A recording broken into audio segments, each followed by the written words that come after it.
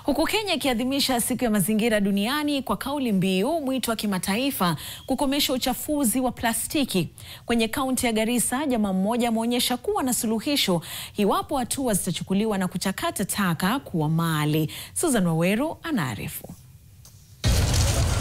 Katika mitaa ya jua kali ya Garissa, ambapo vumbi hukutana na upepo na plastiki hutelekezwa bila mpangilio, kuna mabadiliko yanayochipuka.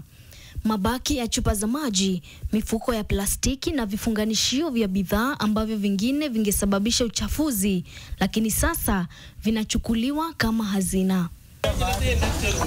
Fred Olingo, mwanzilishi wa mradi wa Taka ni Mali, anahamasisha jamii kutazama taka kama fursa, si tatizo. Kupitia kiwanda kidogo mjini Garissa, Fred na timu yake wanabadilisha plastiki kuwa bidhaa mpya. Nimepea hapa kazi casual wenye wanakuja hapa kila siku kufanya. Mama mmeona leo ni wachache wamepunga kwa sababu hatujakuwa tukisiaga. Ile wakati tunasiaga kuna kuanga hapa na watu zaidi ya 20. Juzi kuna msichana amemaliza form 4, ndio anamsomesha na hii pesa, na hata sasa hii ameenda college. Kila kilo moja ya chupa za plastiki huuzwa kwa takriban shilingi 25. Mkusanyaji hukusanya analeta kiwandani. Plastiki hupimwa, hugawanywa kwa rangi na aina, kisha hukatwa tayari kwa kuuza kwa kampuni za usindikaji.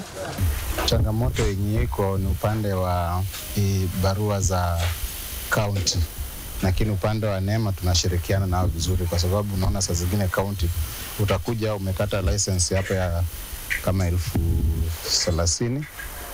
Wakati unapeleka tena mzigo, tena watakulitisha sesi ya kupeleka. Tukiendelea kuadhimisha siku ya mazingira, ningependa kuwasihi wakazi wote wa Garissa kusitisha kutumia mifuko ya plastiki. Taka zinazotupwa bila mpangilio sasa zinageuzwa kuwa fursa ya kipato, chanzo cha ajira na suluhisho la uchafuzi wa mazingira.